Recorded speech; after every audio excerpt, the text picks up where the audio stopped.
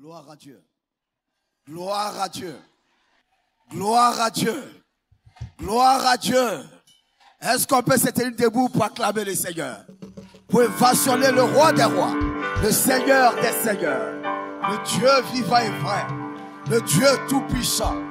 Que Dieu vous bénisse et que sa grâce repose pleinement sur vous. Amen. Amen.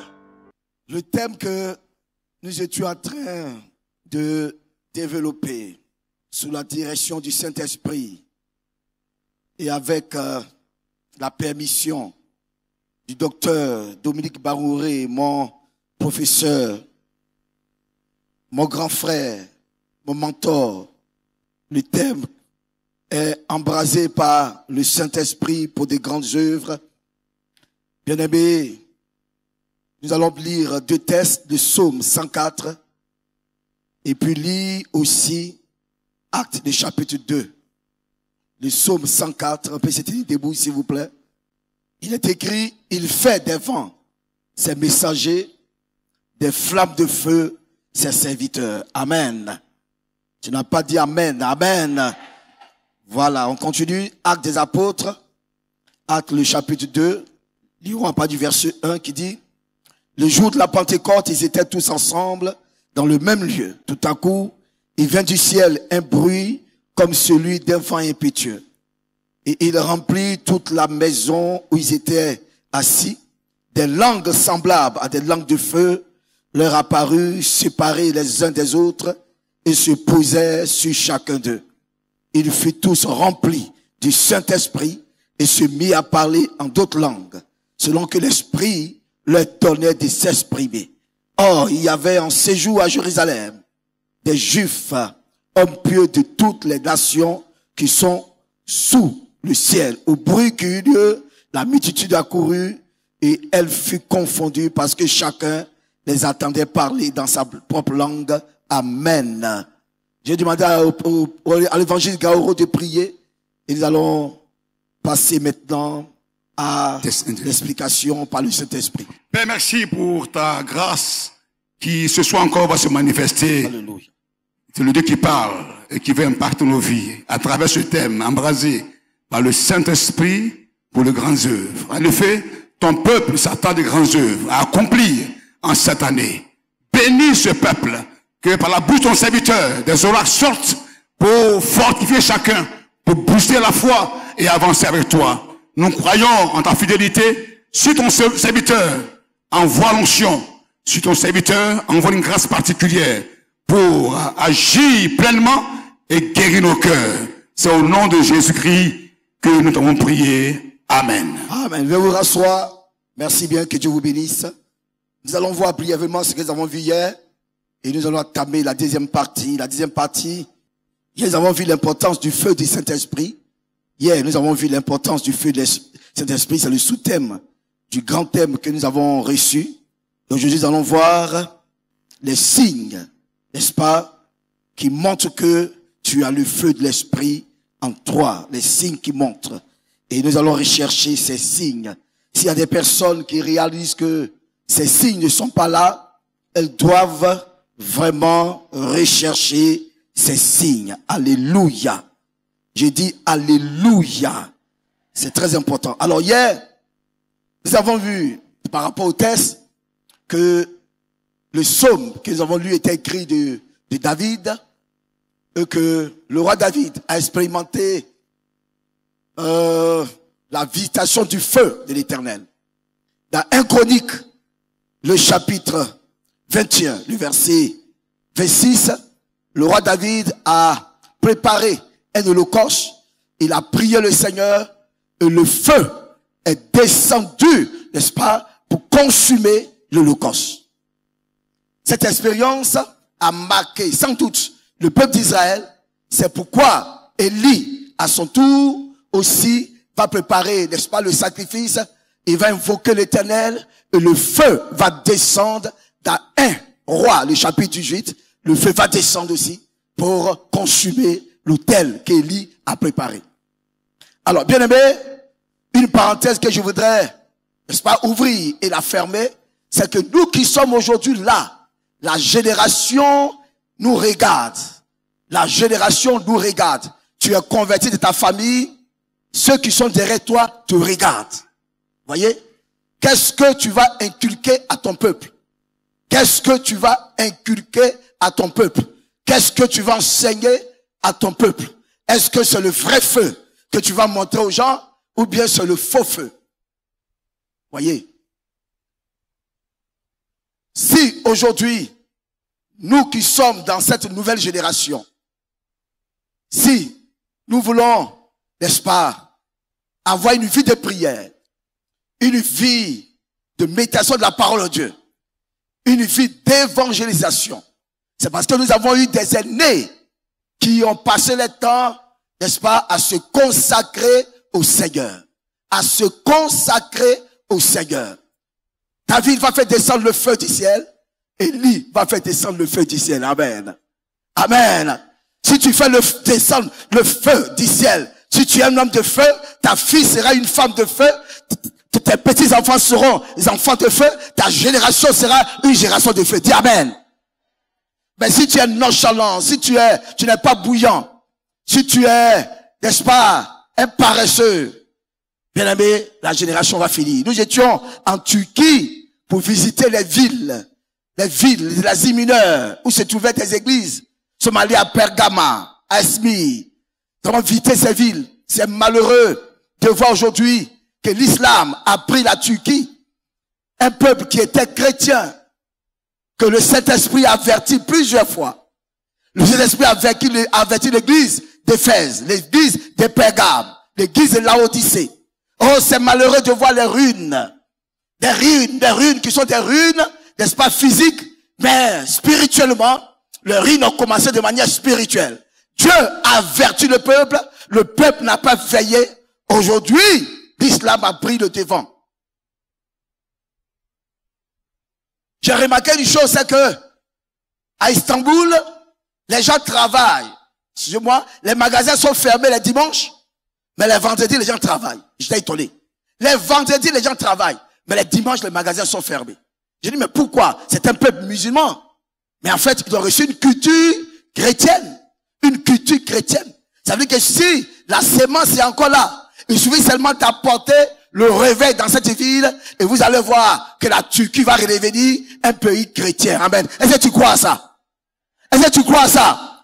Dieu peut le faire. Moi, tout le temps que j'ai fait là-bas, les gens me trouvaient bizarre. Partout je passais. On visitait les villes, je passais le temps à prier, à prier, à prier, à prier, à prier pour que le réveil revienne. Nous devons rechercher le réveil. Nous devons maintenir le feu. Garder le feu. Car le Seigneur va dire à une des églises d'Asie mineure, si tu n'es ni chaud ni froid, je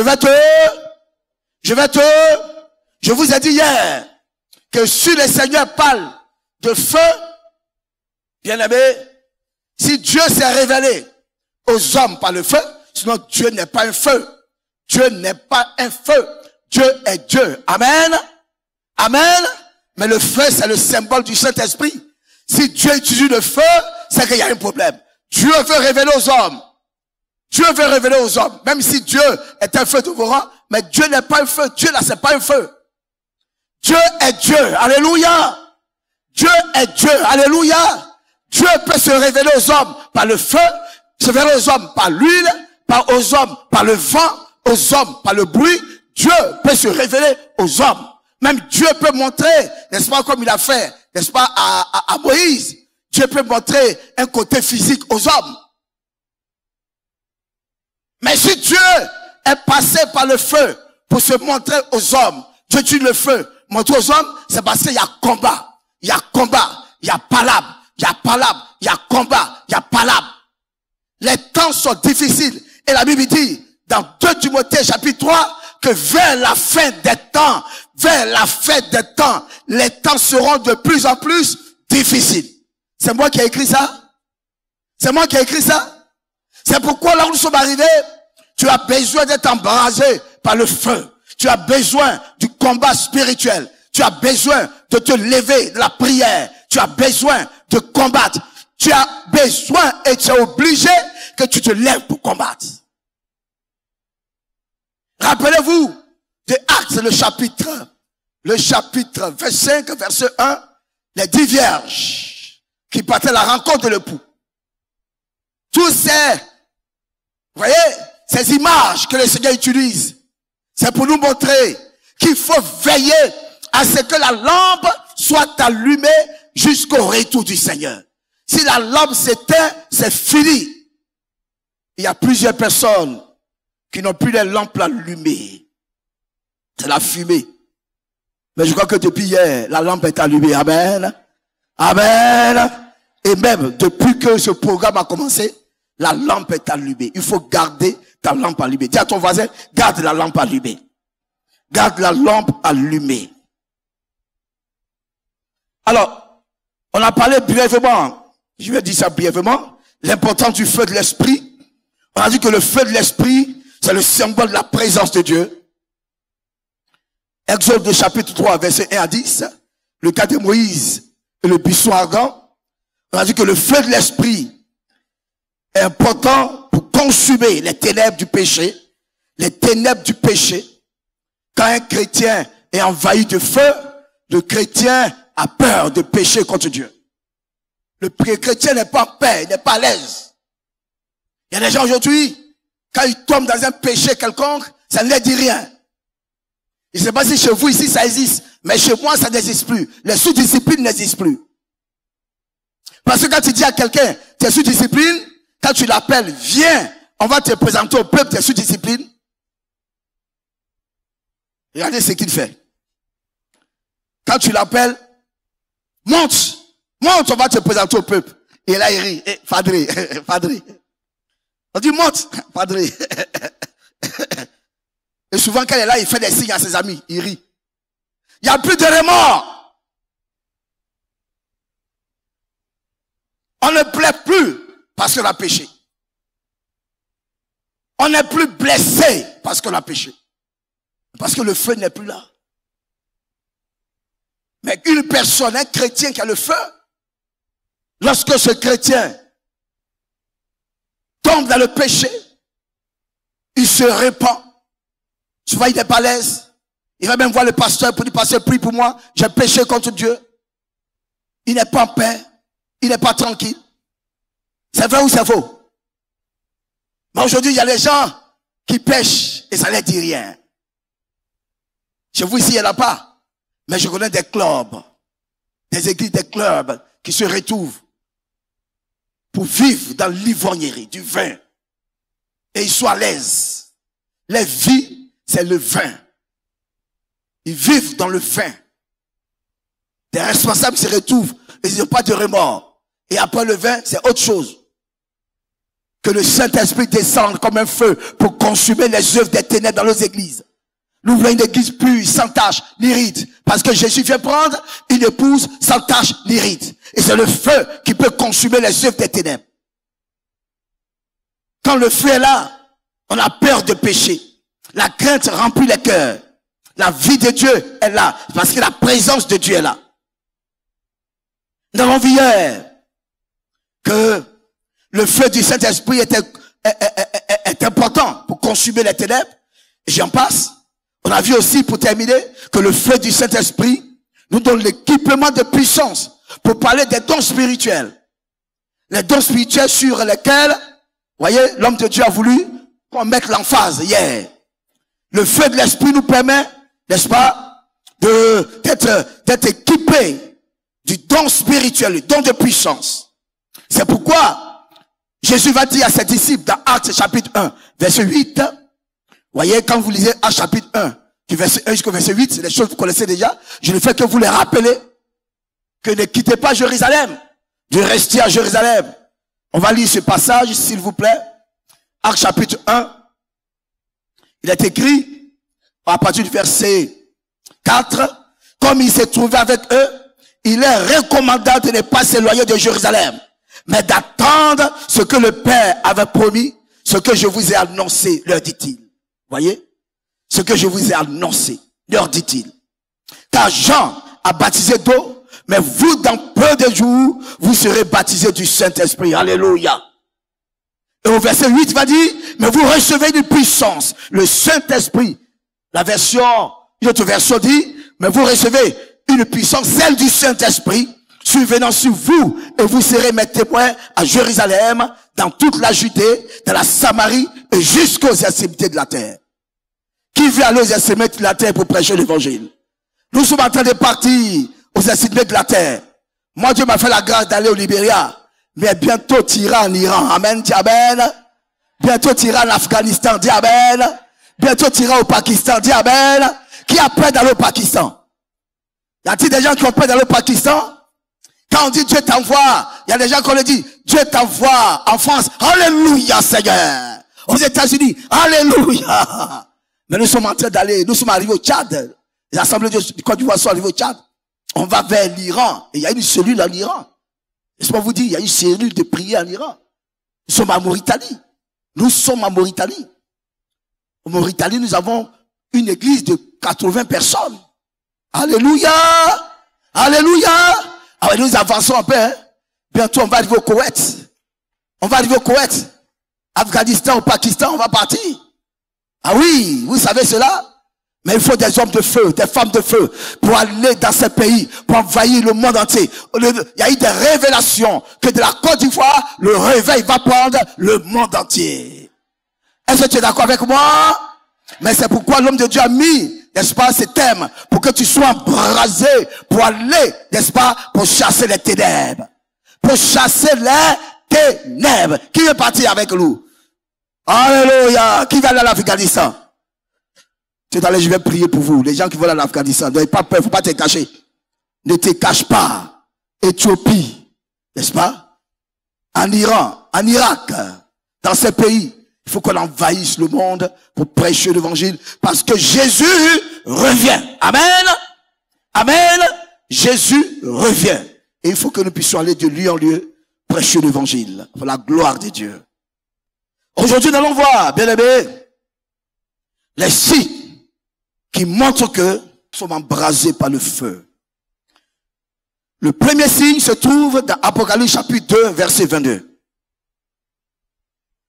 Apocalypse chapitre 2, verset 22. Le premier signe. C'est des choses que vous connaissez, je fais que vous les rappelez. Apocalypse 2, verset 22. Alors, le premier signe, c'est la sainteté de vie. Quand un chrétien est embrasé par le feu, il vit bien. Il vit bien. La sainteté de vie. Le chrétien qui est embrasé par le feu, on ne peut pas jouer avec son corps. Il est honnête dans son service. Il n'est pas malhonnête. Voyez? Il impacte son milieu par la sainteté de vie. Il étonne son milieu par la sainteté de vie. C'est pourquoi les premiers chrétiens étaient appelés chrétiens par rapport à Antioche. On les appelait des chrétiens, c'est-à-dire petit Christ. Et Jésus même l'a dit que tel il est, la Bible dit que tel que le Seigneur est, tel nous aussi nous serons. Vous avez un texte ici que j'aime beaucoup. Vous voyez? Il dit en vérité, ensemble on le dit 2, 3, en vérité, Jean 14, verset 12, 2, 4, en vérité, je vous le dis,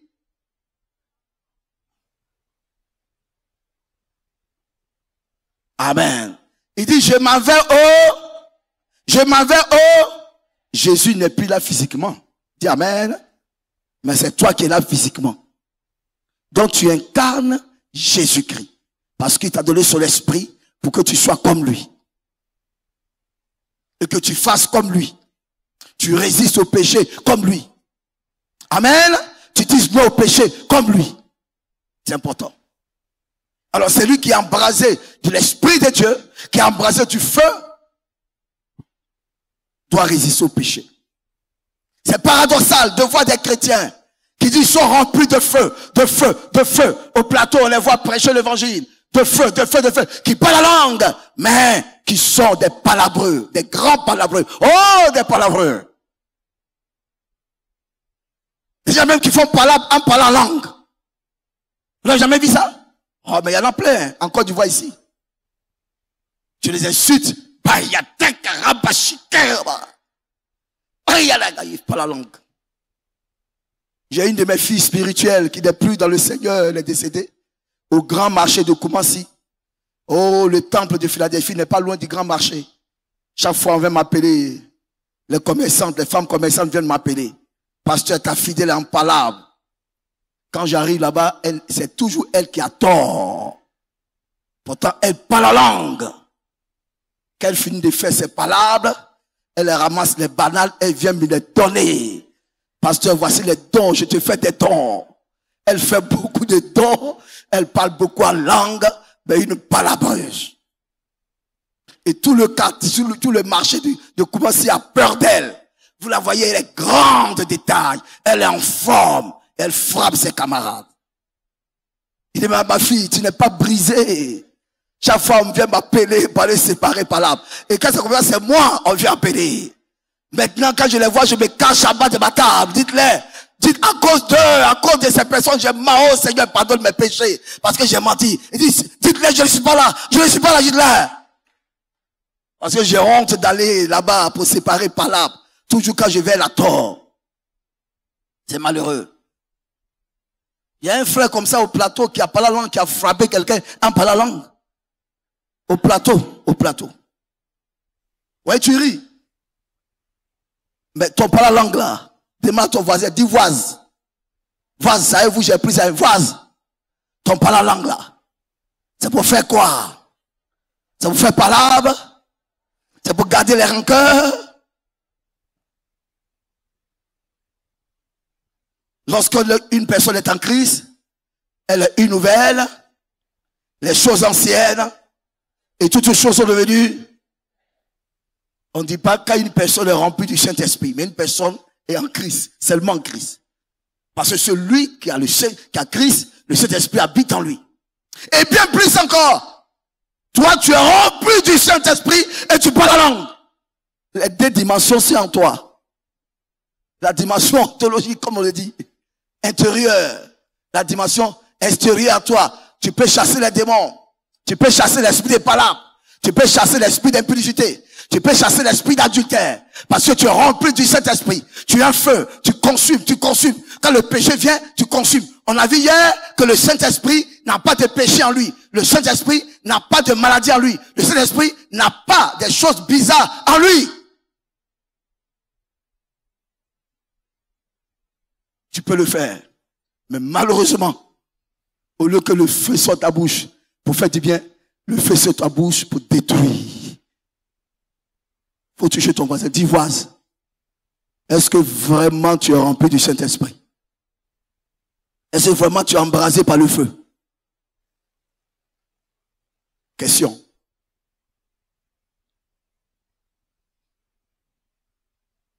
Le premier signe, c'est la sainteté de vie.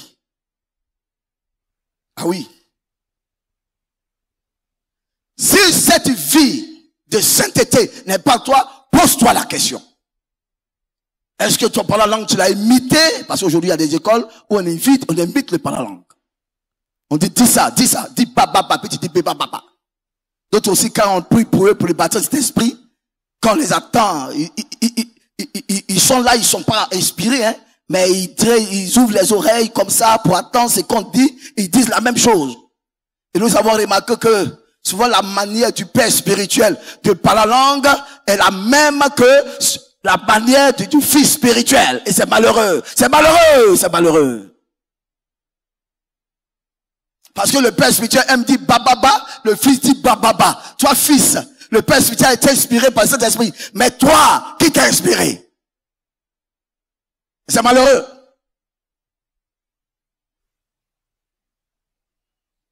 J'espère dire que Dieu, étant souverain, ne peut pas faire la même chose. Dieu peut faire la même chose. Mais si dans toute l'église, oh, je bénis Dieu parce que à Al-Kabot, quand vous parlez la langue, c'est des langues différentes que nous attendons à la gloire du Seigneur. Que Dieu vous bénisse. Que Dieu vous bénisse. Amen.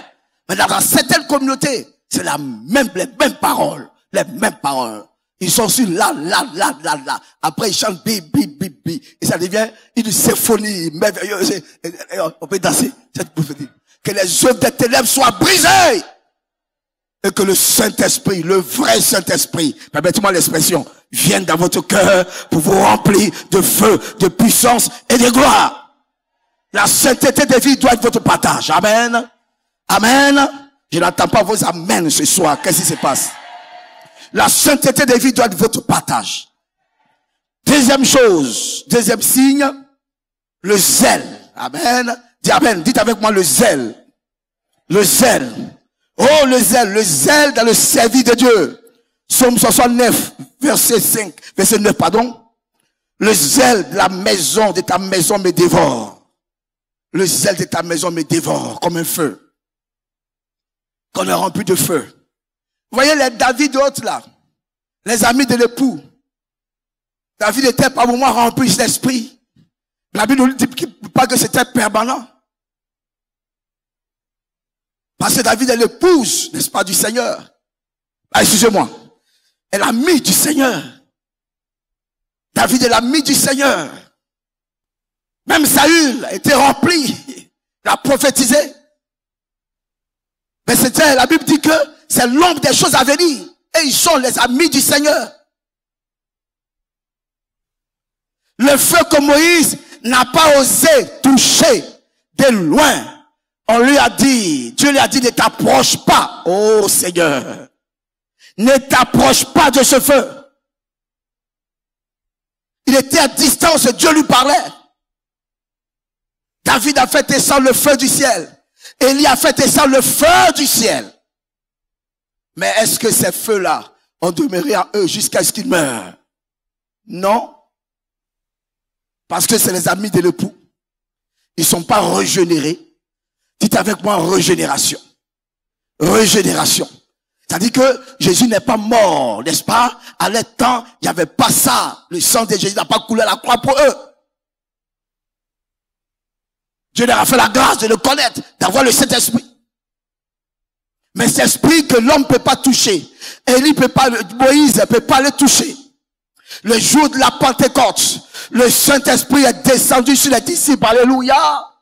Sur les disciples, alléluia. Et les 120 personnes étaient remplies du Saint-Esprit. Et le Saint-Esprit est là. Aujourd'hui, dis à ton voisin, le Saint-Esprit est là. Le Saint-Esprit est là. Le feu est là. Pour toi, le feu va te remplir ce soir. Tu seras embrasé ce soir. C'est pourquoi il a dit que désormais, nous ne sommes plus des hommes qui ont le feu, mais nous sommes des hommes, nous sommes des feux. Tu es un feu. Dis à ton voisin, tu es un feu. Tu es un feu. Tu es un feu.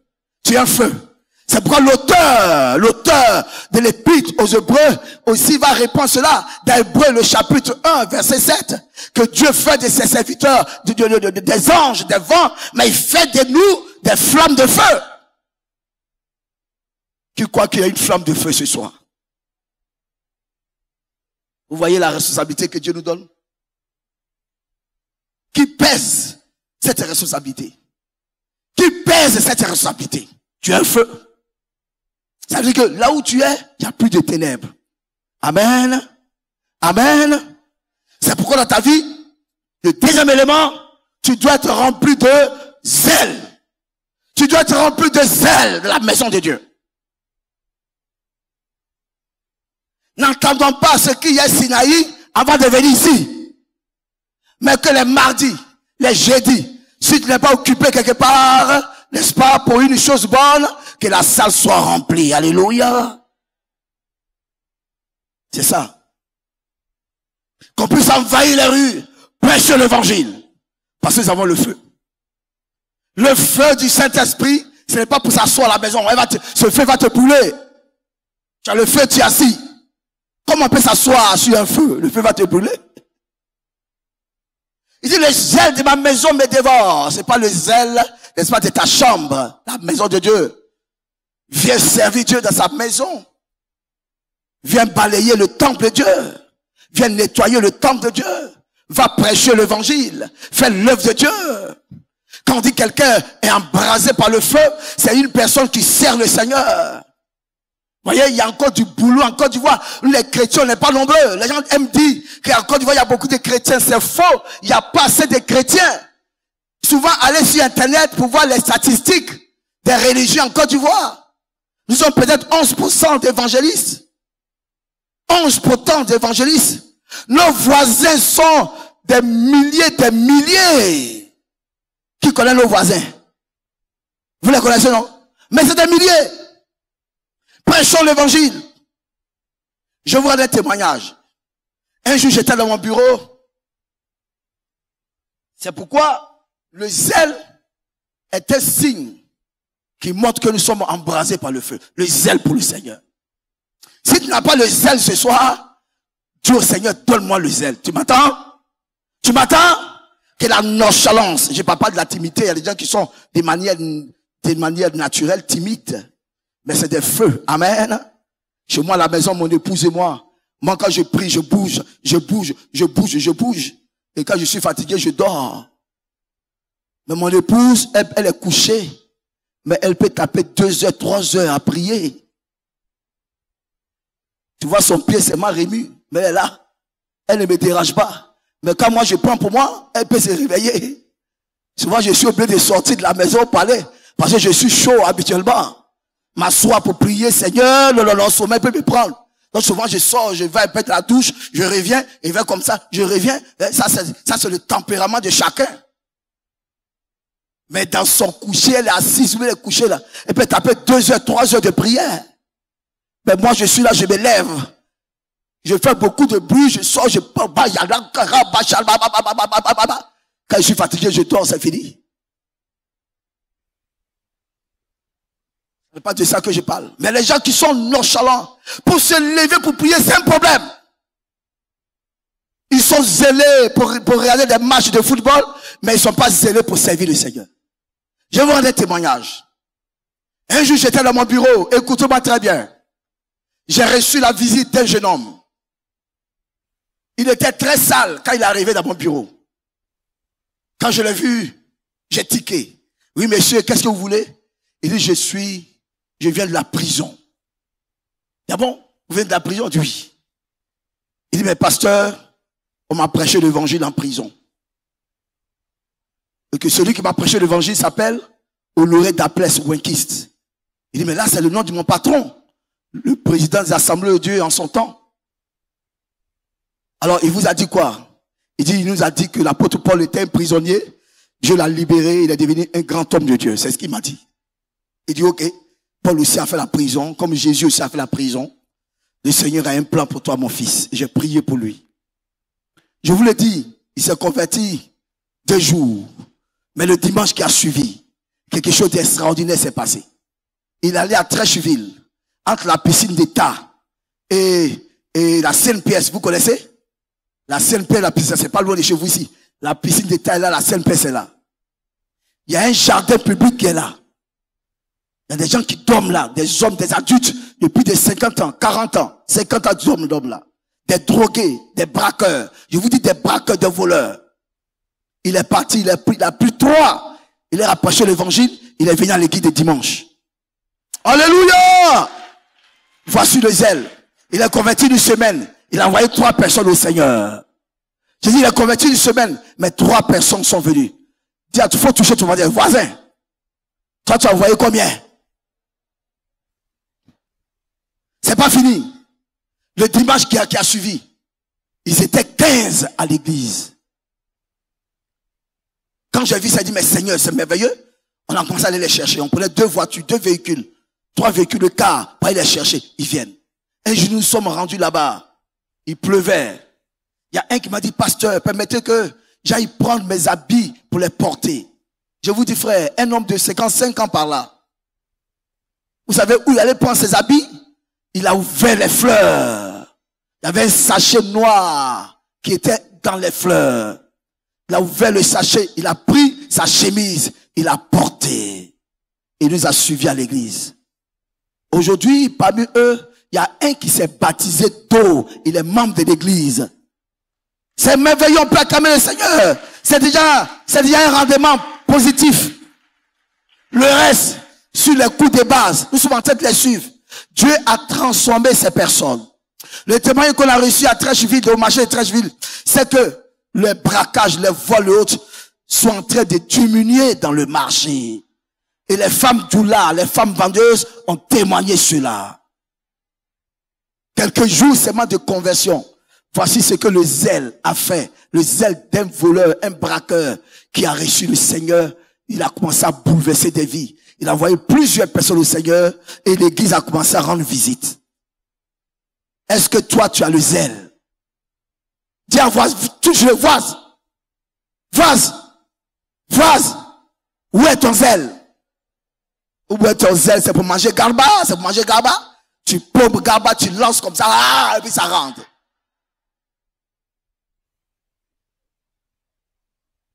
Ce n'est pas un zèle pour manger garba. Ou bien à loco. Ce n'est pas un zèle pour prier, pour aller quelque part. Mais ce soir, que le zèle de la maison de Dieu vous remplisse. Que vous soyez envahis de feu, embrasés par le feu, pour envahir la Côte d'Ivoire, pour envahir l'Afrique, le monde entier, afin de saisir, de sauver des vies, de libérer des vies. Comme ces jeunes braqueurs.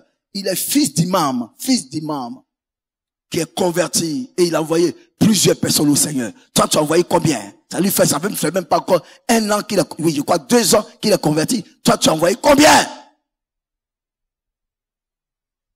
Si tu n'as rien envoyé, c'est que ton feu là, c'est pas un feu, c'est une fumée.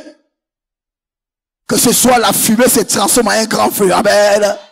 Parce que quand on est rempli de feu, on n'a pas honte de prêcher l'évangile. C'est vrai ou c'est faux? C'est vrai ou c'est faux? Ah oui, hein, c'est pour faire l'œuvre de Dieu. Il n'a pas honte de faire l'œuvre de Dieu. Tu dis, tu es serviteur de Dieu, tu dépasses les cas. Tu vois les cas, tu les dépasses.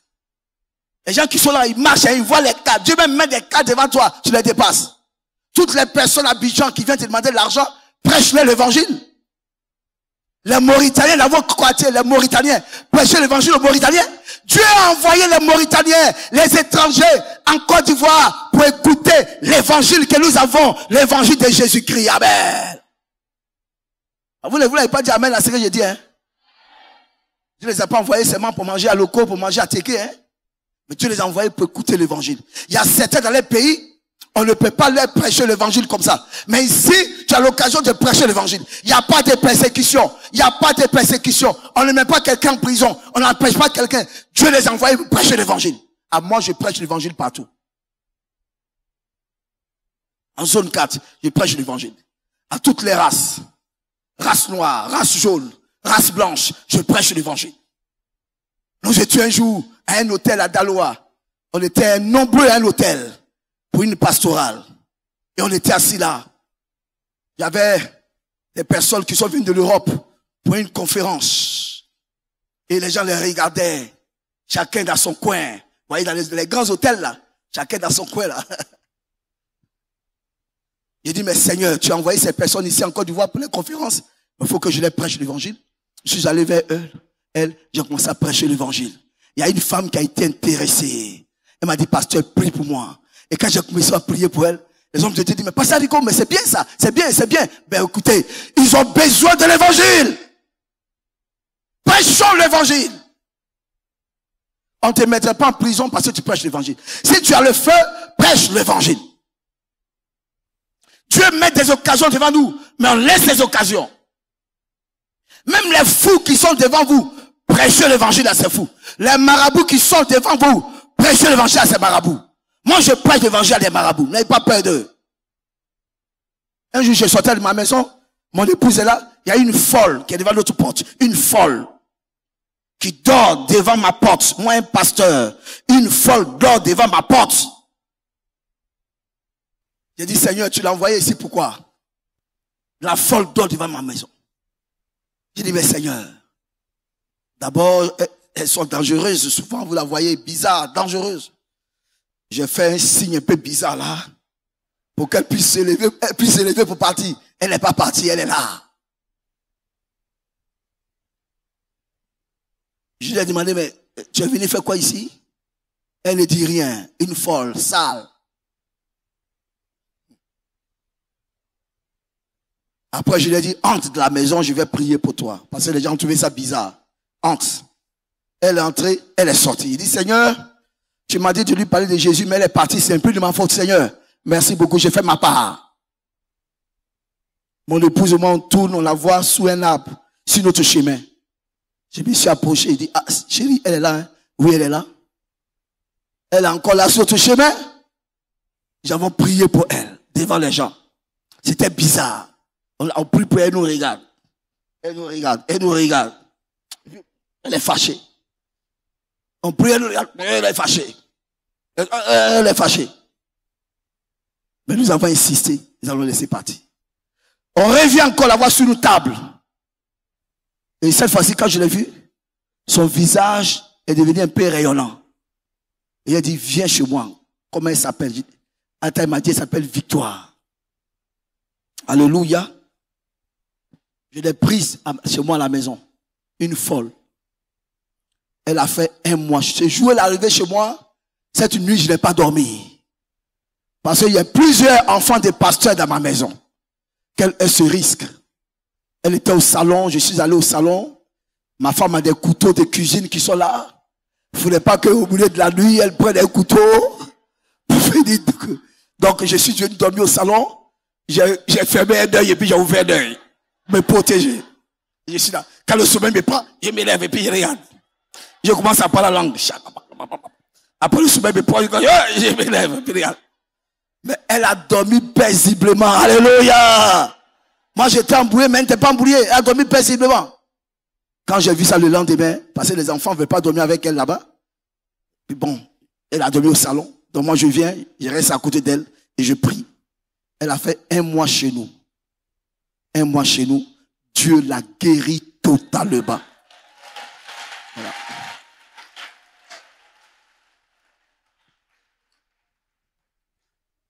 Elle a dit le nom de son papa, d'où elle vient. Elle a repris conscience, connaissance. Nous l'avons accompagnée à Issia. On a retrouvé sa famille. Or, elle est issue d'une famille chrétienne. Son papa m'a dit, pasteur, ma fille avait la méningite. Elle ne se rappelle pas de ce qui s'est passé derrière. Elle ne fait qu'avancer seulement. Et tellement que elle était au dehors, elle était devenue sale. Elle ne se rappelle plus du passé. Et elle a commencé à entrer dans une dépression. Heureusement, Dieu l'a mis sur notre chemin parce que ses parents priaient pour elle. Le feu est venu pour la saisir. Alléluia. Et aujourd'hui, Victoire a retrouvé sa famille. Sa famille, n'est-ce pas, était contente. Et le quartier dans lequel je me trouvais, 6 personnes se sont données au Seigneur. Dieu met des occasions devant toi. Il faut saisir ces occasions. Ta belle-mère qui habite dans ta maison, c'est pour sa conversion. Elle n'est pas sorcière. Dis amen. Maman, c'est de toi que je parle. Ta belle-mère qui habite avec toi n'est pas sorcière. C'est pour que ton feu puisse l'embraser. Ce feu doux, ce feu merveilleux, puis l'embraser pour qu'elle soit convertie.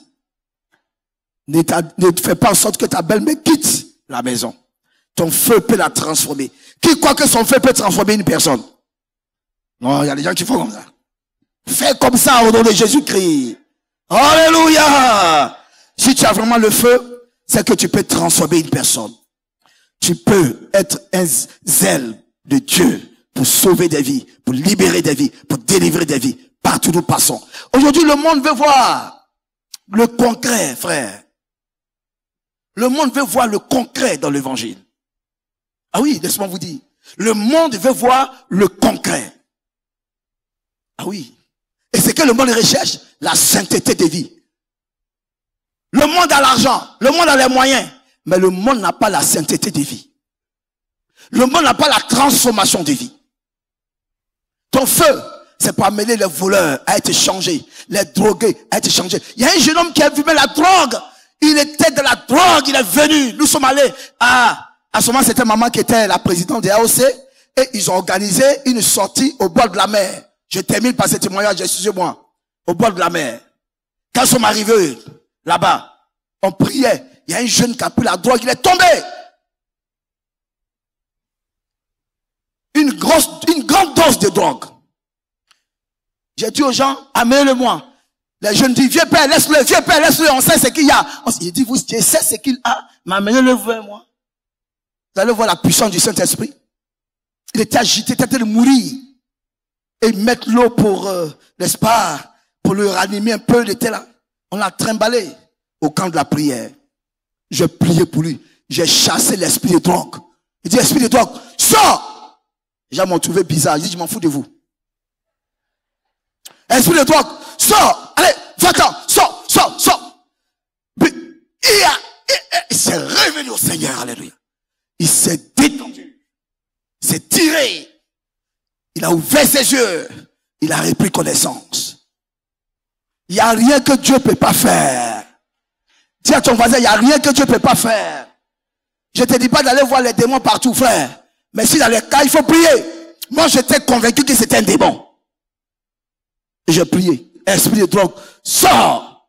Que ce soit l'esprit de sorcellerie sorte. L'esprit de drogue sorte. L'esprit de pauvreté sorte. L'esprit de misère sorte. L'esprit de péché sorte.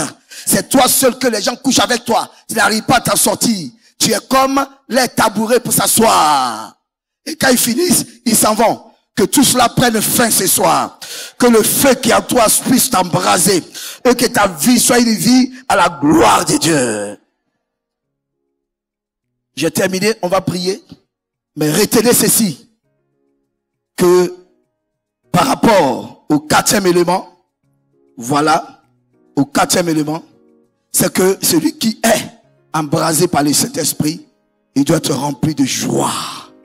Que ce soit la joie du Saint-Esprit vous remplisse. Merci d'avoir été avec nous aujourd'hui. Si ce message vous a encouragé et fait du bien, n'hésitez pas à le partager autour de vous. On se retrouve très bientôt pour un nouveau moment autour de la parole. Restez connectés, restez bénis.